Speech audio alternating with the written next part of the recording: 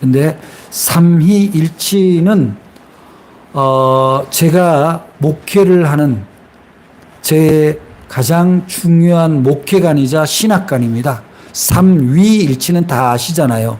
성부 하나님, 성자 하나님, 성령 하나님. 그래서 천부이신 하나님 아버지와 성자이신 예수님과 우리 안에 계시는 성령님을 한 분으로 믿는 것을 우리가 삼위일체 신앙이라고 합니다. 근데 이 삼위일체 신앙이 어떻게 나타나느냐?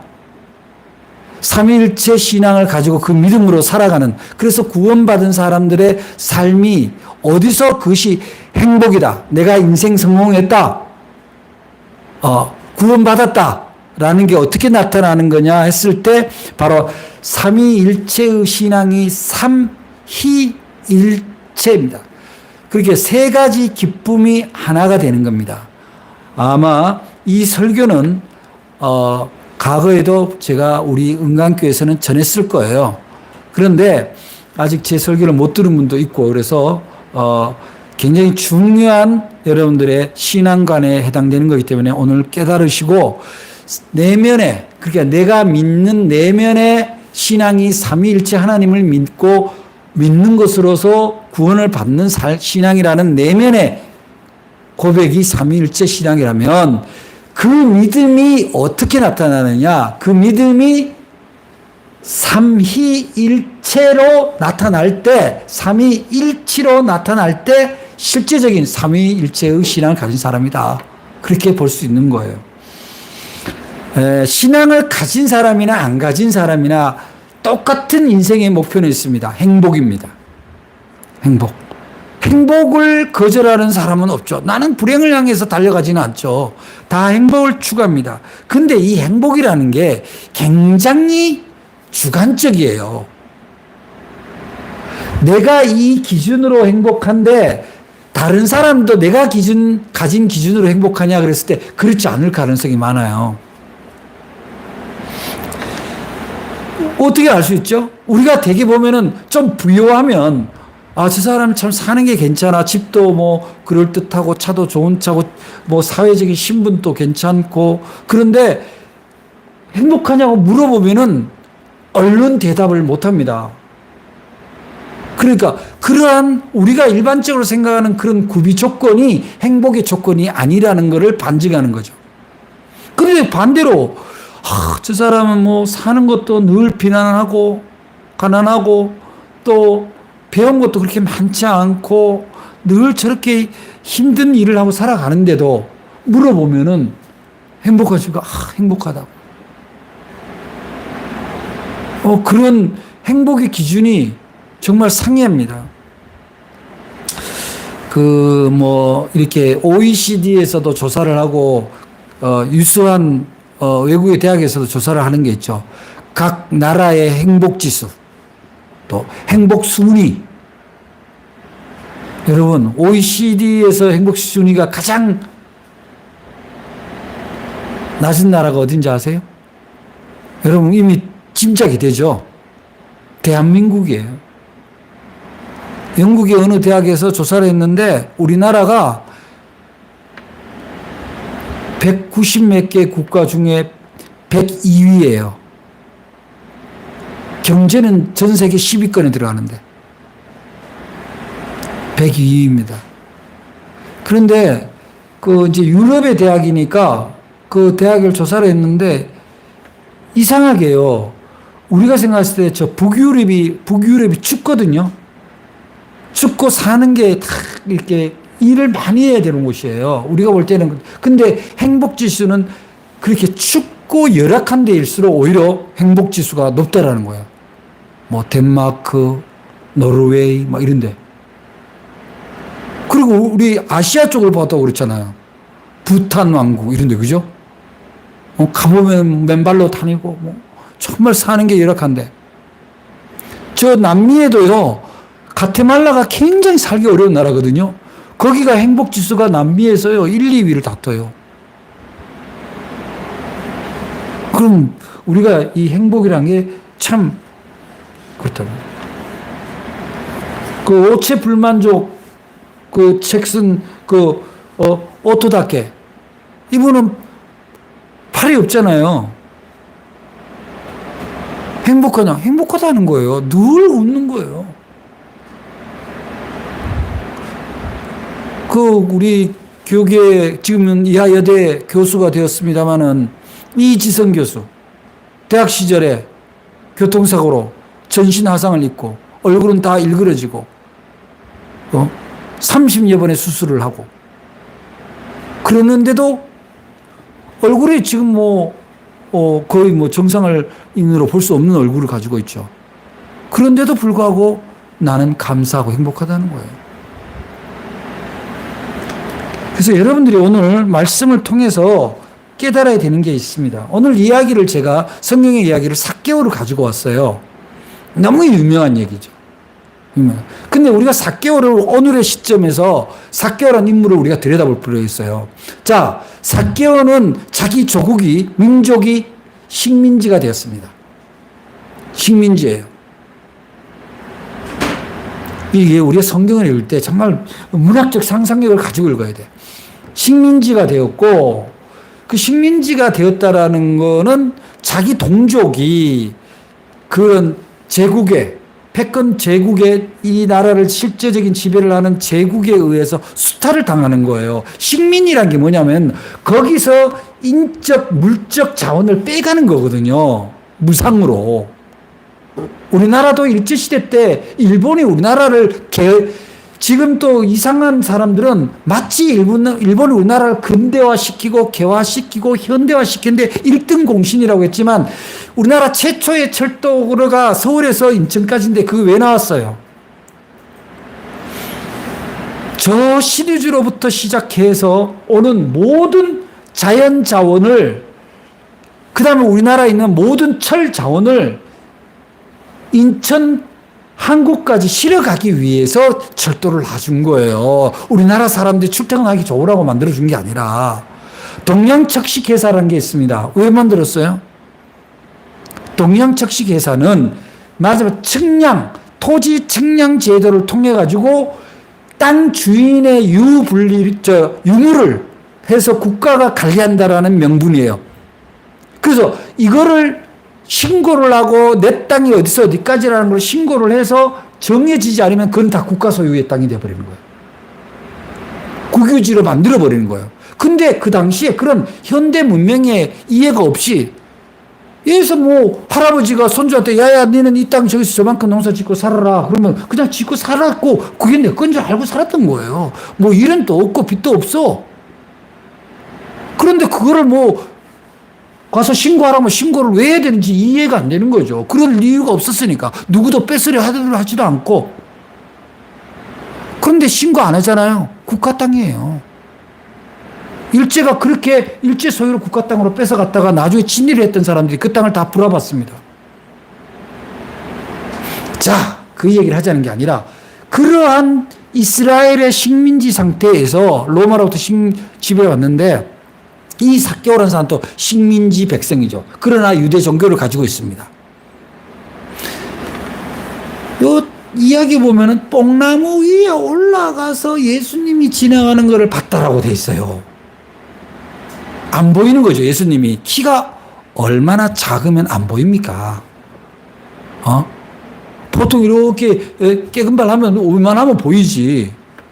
안 보이는 거예요. 그러면 키가 작다는 얘기는 볼품이 없다. 그런 얘기예요. 그래서 안 보이니까 어떻게 해요?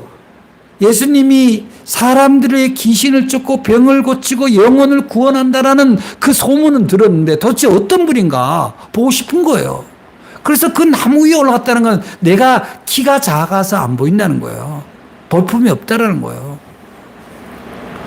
이게 삭개오 가지고 있는 아주 객관적인 모습입니다. 그 다음에 세 번째는 뭐냐? 삭개오가 공무원이에요. 공무원.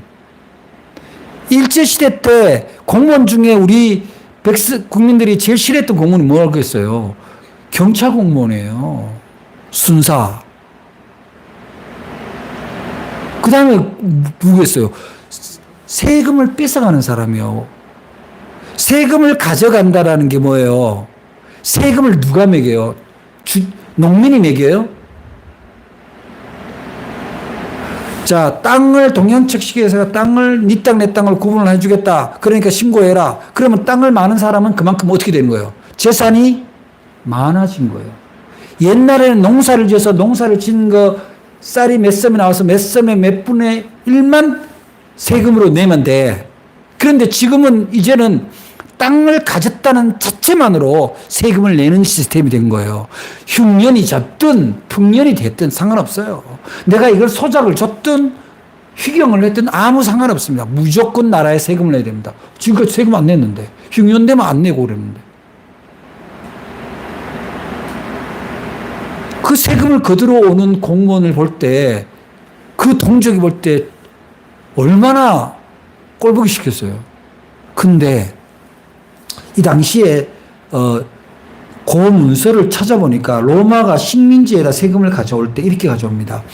수익에 혹은 땅에 20%의 세금을 내는데 10%는 제국에 10%는 그 나라의 통치를 하는데 쓰는 거예요. 말하자면 우리로 보면은 부가세는 국가가 가지고 부가세 10분의 1을 가지는데 그런 개념이 아니라 20% 세금을 낸다 그러면은 그 반은 로마 제국에 내고 반은 그 이스라엘 국가에 내는데 그러면 또 그 10% 중에서 반을 또 나눠요.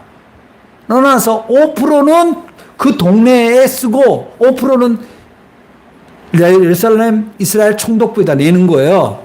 근데 세금을 누가 책정하냐? 세무서가 책정하는 거예요. 세무서의 장이 누구예요? 세무서장이죠. 지금 사교가 뭐라고 해서 세리장이라고 나와 있잖아. 세무서장인 거야. 그러면 주민의 세금을 이 사람이 정하는 거예요. 최종 결정을 하는 거예요. 김윤환이 내는 땅이 5,000평이 있으니까 5,000평의 세금은 얼마? 누구는 얼마? 그렇게 하는 거예요. 권력이란 게 뭐냐면 결정하는 게 권력이에요. 결정하는 게. 그러면은 땅 많은 부자들이 어떻게 하겠어요?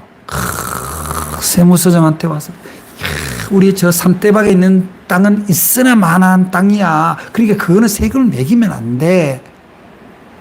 여기는 흉년이 졌어. 여는 안 돼. 여는 소작을 줬어. 안 돼. 막 이렇게 얘기를 할 거 아닙니까? 하면은 지 마음에 들면 오케이 깎아줘. 마음에 안 들면 무슨 소리야. 더 받아. 이게 세리장의 권력이에요. 그러면 요즘은 뭐 그런 게 없습니다만 제가 처음 사업할 때 사업자 등록증을 내려갔는데 그 사업자 등록증을 낸데도 세무서 그 공무원이 시장 안에 뭐 어디 식사나 하고 얘기하죠. 이렇게 나왔던 시절이에요. 그럼 밥 먹으면 밥만 먹냐고. 그래서 밥 안 사주잖아요. 그러면 한 달 걸려. 사업자 등록증이 나오는데 사업하지 말란 얘기지. 그러한 일을 삭개오가 해왔던 거예요. 왜 했겠어요? 내가 비록 식민지 나라지만 내가 몰골도 그렇고 사람들한테 잘하면서 저 난쟁이 똥자루만한 게 어쩌고저쩌고 그러면서 무시당하고 살아가는데 내가 열심히 공부해서 공무원 시험을 쳐가지고 공무원이 된 거예요. 그리고 열심히 한 거예요. 그래서 세무서장까지 된 거예요. 근데 부자가 되었어요. 얼마나 재산이 많았겠어요. 세무서장쯤 되면은. 그런데 행복하지가 않아. 지위가 높아졌어. 고위직이야. 세무서장이면 시장하고 같은 레벨이에요. 어쩌면 시장보다 더 권세가 있을 수도 있어요. 그런데 행복하지를 않아. 왜냐? 사람들이 자기를 다 피해. 친한 척도 피하고 이웃 주민도 피하고. 왜 피하겠어요? 원수야. 원수야. 동족의 피를 빨아먹는. 그러니까 예수님이 삭개오야 내려와라. 그리고 내가 오늘 너네 집에 갈게. 그러니까 사람들이 뭐라고 쓴 거래요? 저희가 죄인의 집에 들어간다 하니 이게 무슨 꼴이냐 이거죠. 왜 저런 인간한테 들어가냐 이거야. 왜 저렇게 자기 동족의 피를 빨아먹는 친일파 같은 놈한테 들어가냐 이거야. 이해가 안 되는 거예요. 이게 오늘 이야기 삭개오의 배경입니다. 자, 삭개오가 왜 예수님을 찾아서 예수님을 바라보고자 했을까요? 궁극적인 것은 행복하지 않다라는 겁니다. 자기 인생이 너무 우울한 거예요. 너무 불행한 거예요. 내가 얻을 만큼 얻었는데 왜 이렇게 내 영혼에 만족이 없지? 나는 왜 이렇게 답답하지? 사는 것 같지가 않아. 오만 것을 다 가지고 있어도. 우울증이 올 정도입니다.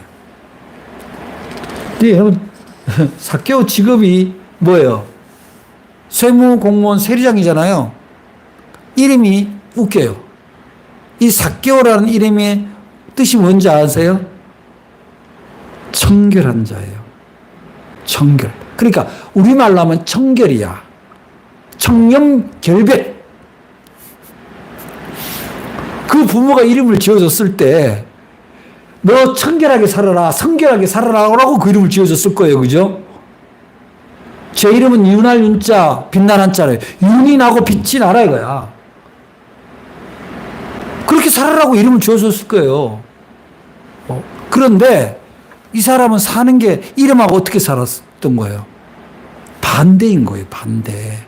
자기 부모의 기도에 반대 방향인 와 있는 거예요. 그러니 인생이 행복할 수가 없는 거예요. 부모가 기도하는 대로 살아야 행복한 거야.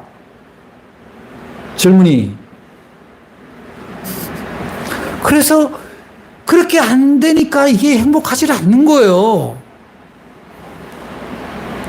참 희한합니다.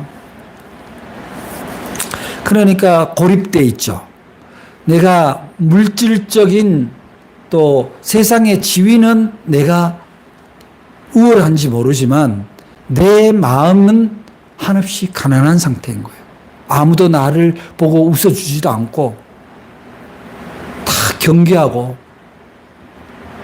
네, 제가 예수를 뭐 열심히 잘 믿고 산다고 그러지만은요, 잘 못 믿고 어리버리 할 때에도 옛날에 우리 시골에 보면은 제가 읍내에서 컸는데 큰 집에 가보면은 꼭 그 세멘트 담벼락에다가 유리 병을 깨갖고 위에다 탁 꽂아놨어.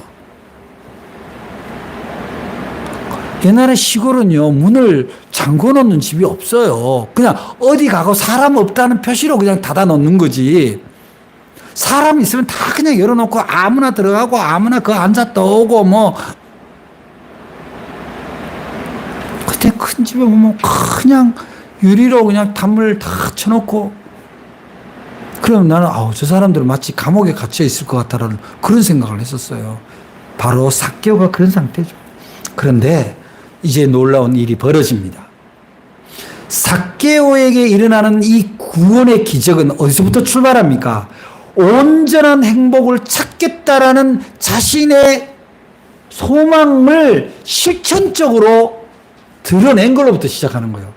내 진정한 행복이 어디서 오는지, 내 인생이 어디서 구원을 받는지에 대한 갈증을 다 그렇게 사는가 보다, 아이고 모르겠다, 이렇게 살면 그렇게 사는 거죠. 근데 그게 한계에 온 거예요. 그래서 자기 인생의 구원을 향해서 이제 찾아 나서 길에 예수님을 만난 겁니다. 근데 놀라운 일이 벌어집니다. 예수님이 그 사람이 거기 올라가 있으니까, 삭개오야 내려오너라. 내가 오늘 너네 집에 가서 하룻밤을 묵어야 되겠다. 쇼크입니다. 쇼크야. 그런데 여기서 삭개오가 구원을 받는 결정이 나타납니다. 어떤 결정입니까? 아무리 그래도 저 사람이 소문 났지만 아무나 우리 집에 들을 수가 있나? 그렇잖아요.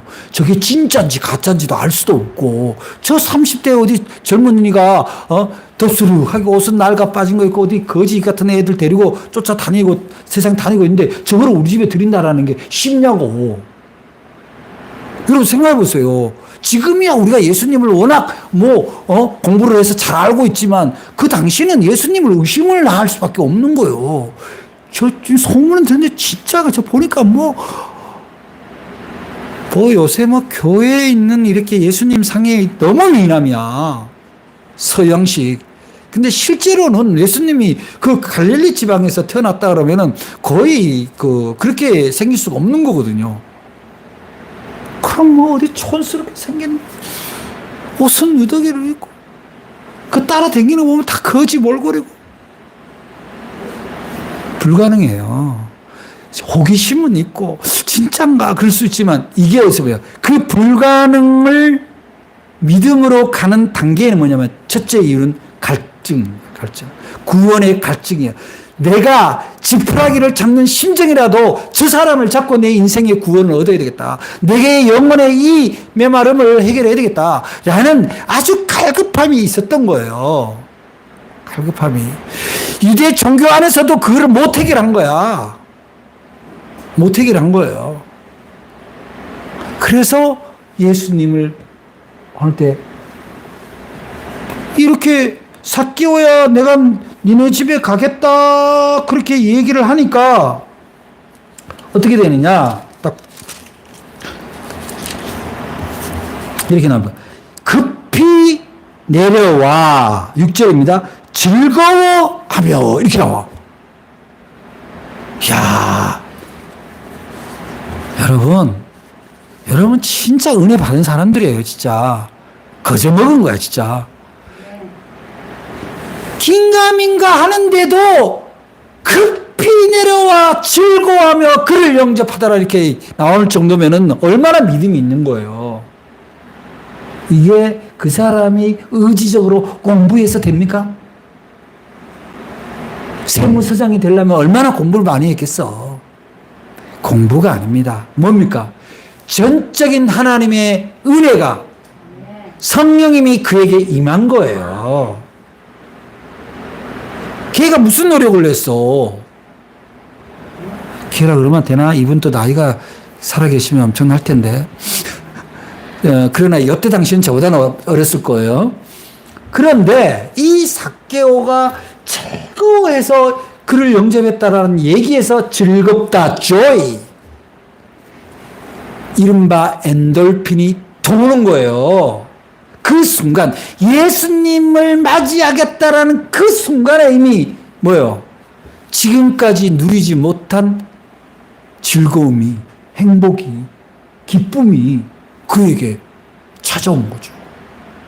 할렐루야. 여러분 그런 기쁨이 있어요? 그냥 습관처럼 교회 오고 그냥 답답할 때 뭐 문제가 있으면 기도하고. 신앙은 궁극적으로 행복을 찾아가는 여정입니다. 자, 이제 본론에 들어갑니다. 여기에 보니까 삭개오가 무슨 얘기를 하냐면은 그래서 8절에 보니까 삭개오가 서서 주께 여짜오되 주여 보시옵소서 내 소유의 절반을 가난한 자들에게 주겠사오며 만일 누구의 것을 속여 빼앗은 일이 있으면 내 갑절이나 갚겠나이다 이렇게 고백을 합니다. 근데 그 앞에 예를 들어서 예수님이 야 너 임마 네 민족 네 동족 거 다 뺏었지 마 다 토해내 임마 이놈의 자식이냐 이렇게 나무랬다는 기록은 사복음서 어디에도 없습니다. 그렇게 말씀하셨다면 그렇게 했죠. 근데 그렇게 얘기한 사람도 있죠. 부자 청년이 와서 어떻게 하면 구원을 받겠느냐. 그때 나중에 예수님이 설명하고 네 재산을 팔아 가난한 이에게 주고 나를 따르라 그랬더니 청년이 근심하고 돌아가더라. 이렇게 나오잖아. 안 되는 거야. 안 되는 거야. 근데 이때는 예수님이 얘기를 안 한 거예요. 그냥 와서 그 집에 들어서자. 서서 여짜오되라는 얘기는 이제 집 안에 들어온 거예요. 그 집이 으리으리한 거지. 으리으리하니까 보니까 뭐 집안에 뭐 안에는 막 기금속 같이 막 이런 온갖 장식이 돼 있고 부잣집인데 그런데 예수님한테 지가 미리 얘기하는 거예요. 그건 무슨 얘기예요? 인심이 좋은 게 아니야. 고백입니다. 이게 내 인생의 영혼의 구원을 주지 못하고 있다라는 고백이에요. 이 많은 재산이 그리고 내가 다른 사람한테 정당하게 얻은 거 뭐 알고 있으면 내가 내 입을 고치러 가겠다는 게 아니라 내가 이걸 다 털어버리겠다. 내 인생의 구원을 받을 수 있다면, 진정한 행복이 온다면 나는 이까지 재산 다 털어버리겠다. 여러분, 쉽지 않아요. 쉽지 않아요.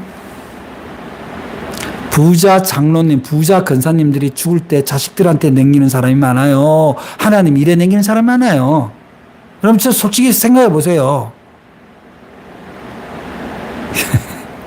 그렇다고 뭐 우리 혹시 영상으로 설교 듣는 분 부자 도전 받지 마세요. 그렇다고 뭐 자식들한테 한 푼도 안 주고 모든 걸 막 교회에다 갖다 바치라는 얘기는 아닙니다. 그런데 삭개오는 그 고백을 한 거예요. 그러자 예수님이 뭐라고 그래요? 오늘 구원이 이 집에 이르렀으니 이 사람도 아브라함의 자손이다. 아브라함은 뭐예요? 믿음의 조상이에요. 믿음의 자손이라고. 내가 이걸 다 가난한 사람 나눠줘도 하나님이 나를 살린다라는 믿음이 있으니까 가능한 거예요. 내가 이제 인생의 의미를 찾았다라는 고백이거든요. 그래서 예수님이 사람들이 수군수군했잖아. 아우, 저 예수라는 자가 저 선지자 같은데 뭐 어쩌자고 저런 동족을 팔아먹고 피 빨아먹는 저런 죄인 집에 들어가나 그랬을 때 그 대답이 이제 나오는 거죠. 인자가 온 것은 잃어버린 자를 찾아 구원하려 함이니라. 자, 이제 삼위일체로 들어갑니다. 그러면 이 사람이 이 삭개오가 고백하고 예수님이 베푸신 이 사랑이 무슨 결론으로 나타나느냐? 세 가지 기쁨이 하나로 통합되는 장면이에요. 첫째, 하나님이 기뻐하셔. 인생은 다 즐겁고 기쁨을 찾아서 가는 여정입니다. 여러분이 사는 인생에서 하나님이 정말 기뻐할까를 한번 생각해 보세요. 여러분이 말하고 만나고 놀이하고 먹고 마시고 놀러가고 다 좋습니다. 그 중에 어느 땐가 부딪히는 게 있습니다. 내가 이거 하면 너무 즐거운데 너무 이 스트레스가 해소되는데 근데 나는 그런데 하나님도 이렇게 내가 하는 것에 대해서 기뻐하실까? 하나님이 기뻐하실까? 자, 교회 와서 열심히 뜨겁게 찬양합니다. 할렐루야를 찬양하고 온몸으로 찬양을 합니다. 나가서는요, 하나님이 기뻐하는 일을 안 합니다. 하나님이 가장 기뻐하는 일은 뭐예요? 내 사랑이 너희 안에 들어가서 그것이 넘쳐 흘러서 내 사랑이 다른 이에게도 전해지는 거예요. 내가 네한테 준 행복이 넘쳐서 다른 이에게도 주는 행복이 되어라는 거거든요. 오늘날 많은 그리스도인들이 존경받는 사람도 있습니다만은 상당수 사람들이 분별이 안 됩니다. 그런데 세상은 어떻게 해요? 예수 믿는 사람들한테 엄청난 엄격한 잣대를 들이댑니다. 내가 예수를 안 믿지만 예수에 대해서는 안다 이거지. 예수는 너한테 그렇게 살라고 가르치지 않았을 거야. 그런데 너는 교회만 들락날락하지? 나는 너를 보면 행복한 걸 못 보겠어. 잘 들으세요. 내가 행복하지 않으면 하나님도 나를 보면 행복하지 않아요. 교회 다닌다 그러면서 맨날 인상 쓰고 다니고 맨날 불안해하고 맨날 두려워하고 맨날 의심하고 행복하지 않아.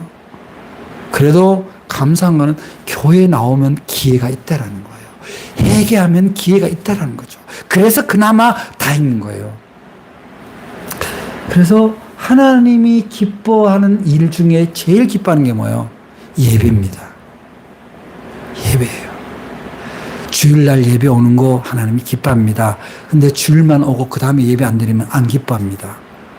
그런데 예배라는 거는 이렇게 형식을 갖춰서 공중히 드리는 것만 예배가 아니에요. 내 삶이 예배라는 거예요. 내 삶이. 그래서 에베소서에서 뭐래? 죽게 하듯 하라는 거잖아. 죽게 하듯. 그게 예배입니다. 삶의 예배예요. 그게 하나님이 기뻐하는 거예요. 예수님이 나 앞에 있는데 예수님한테 대접하는데 내가 아무렇게나 대접하겠냐고. 내가 식당을 하는데 여기 오시는 손님이 다 주님인데 주님한테 먹던 음식 주고 그리고 또 대충 씻고 버리기 아까워서 썩기 직전에 음식을 내놓을 수 있겠냐고. 못하는 거예요. 그렇잖아요.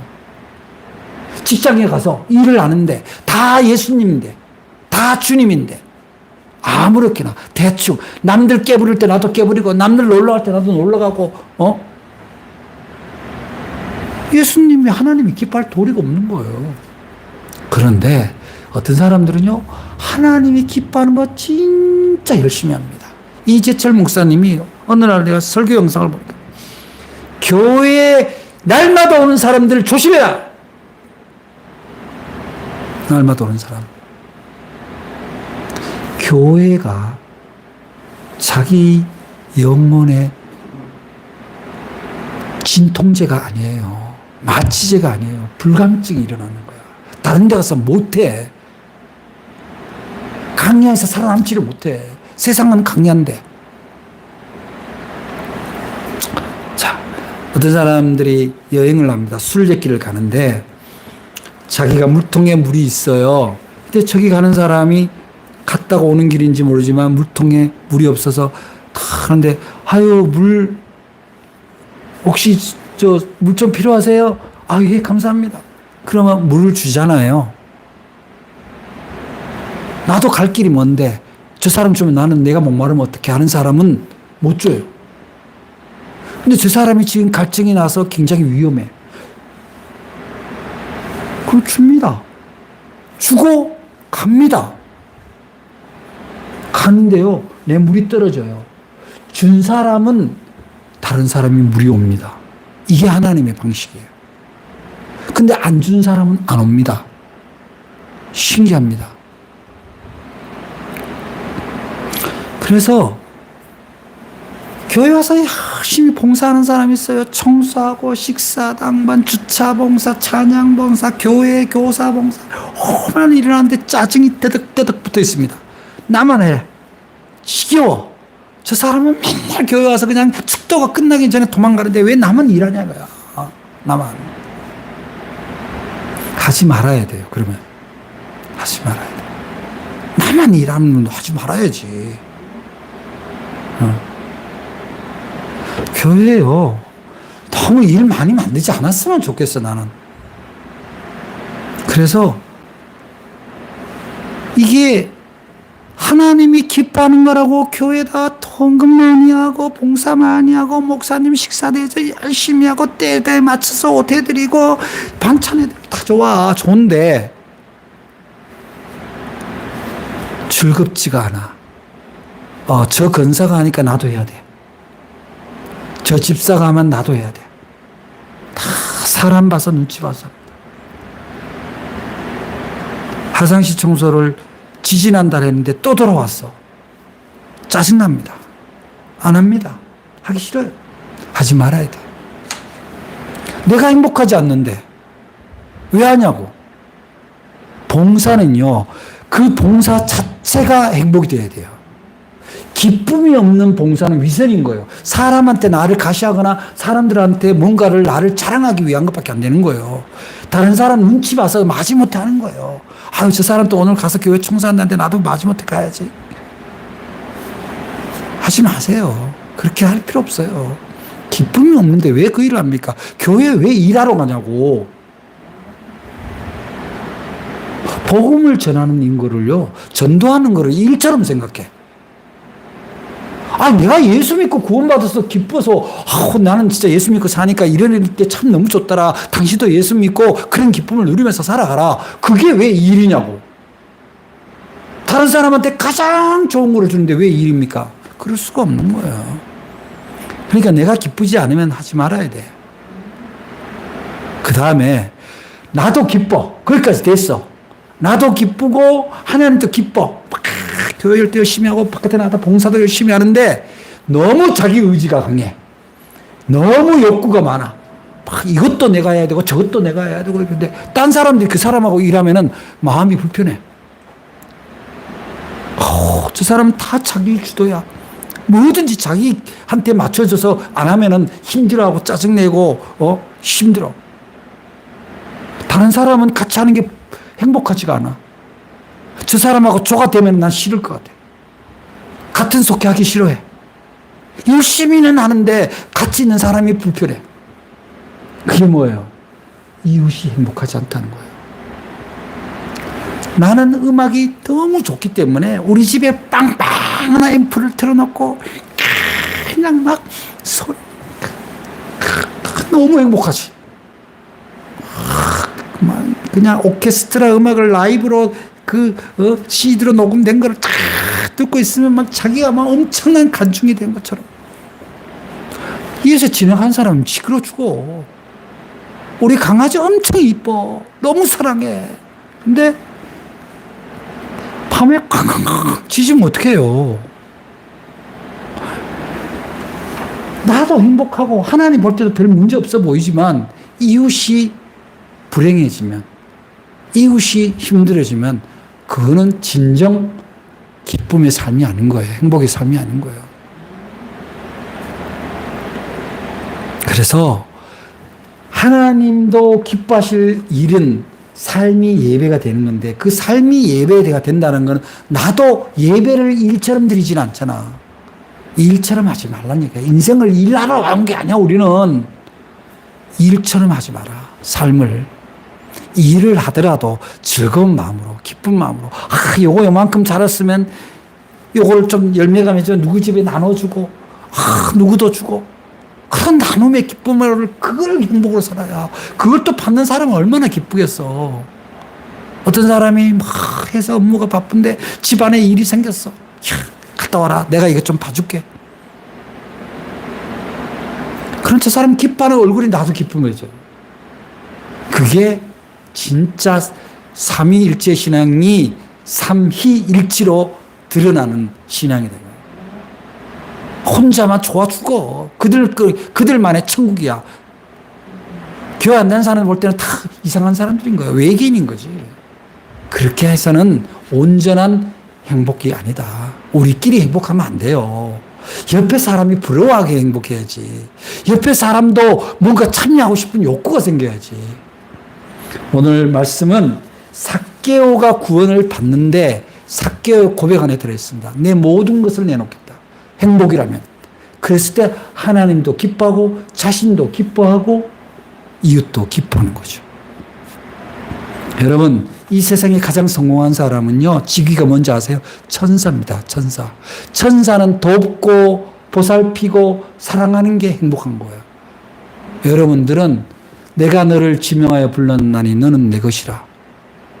여러분들은 이제 하나님의 천사인 거예요. 천사가 왜 짜증을 냅니까? 천사가 왜 불행하게 살아갑니까? 오늘 여러분들 삼위일체 신앙이 여러분의 인생을 건지시기를 주 이름으로